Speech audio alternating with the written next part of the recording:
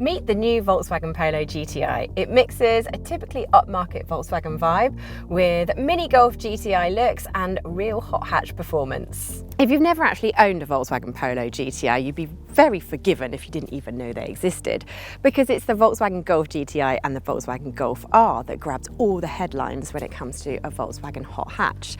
And if you've gone for something smaller, you probably would have chosen something like a Ford Fiesta ST, Renault Sport Clio, Mini Cooper S, or the rally-inspired Hyundai i20N. These days though, a Golf GTI is at least £36,000. The Mini isn't the cheeky budget runaround it once was, and there hasn't been a hot Clio since 2018. That leaves only the Fiesta and Hyundai as realistic alternatives to the Polo GTI, so perhaps it's finally time for the little Volkswagen to shine. On first impressions, it perhaps does just enough on the road to stand out in terms of design. At the back, there's twin chrome-finished exhaust tailpipes, and at the front, there's this lighting strip that connects the headlights, and there's dashes of red here and there.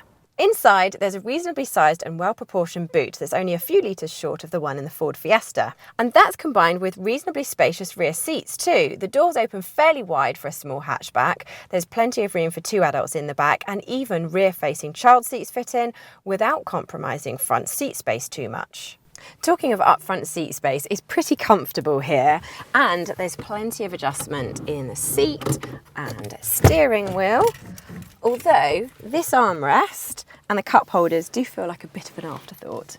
There are plenty of little luxuries, gadgets and safety tech as standard on the Polo though, including a decent 800-watt Beat stereo, matrix LED headlights, dual zone climate control, a large digital driver's display, adaptive cruise control and automatic emergency braking. And not all rivals are as well equipped as the Polo. For example, the Fiesta ST doesn't get the automatic emergency braking as standard, and the Hyundai i20N doesn't get the fancy matrix LED headlights. The downside is that the Polo is a little more expensive than either of its two main competitors. In fact, with a couple of option boxes ticked like this one has, you're very quickly going to take the price north of £30,000. The one saving grace is that the Polo should hold its value better than the Hyundai and Ford, so if you're buying on finance, you won't notice much of a difference in monthly payments.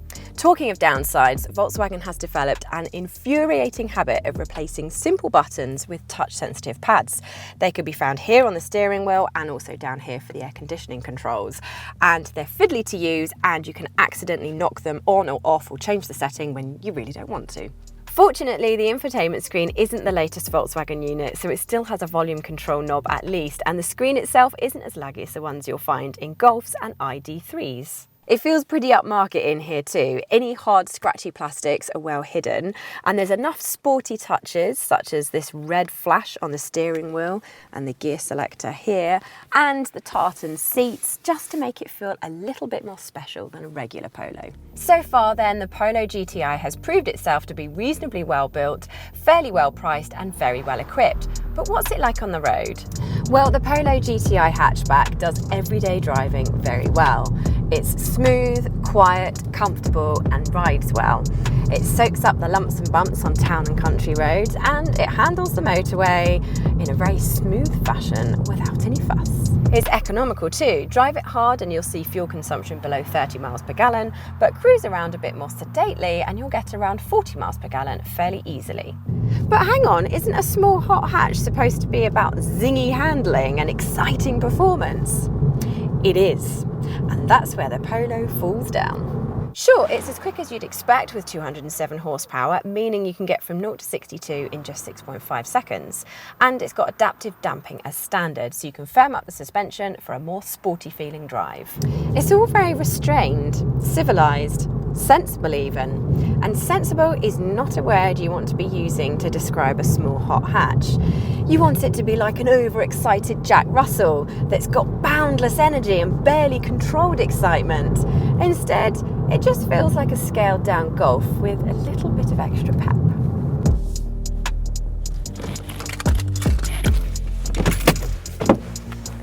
If you want a smart, easygoing, practical car with a decent turn of speed, then the Polo GTI ticks all the boxes. Problem is, a Golf GTI ticks more boxes, so you'd be better off going with one of those. And if you don't want a Golf GTI, chances are you'll want something more raw and exciting. And in that case, an i20N or a Fiesta ST are both a better bet. And that's the problem with the Polo GTI. It's really not a bad car. In fact, it's rather good.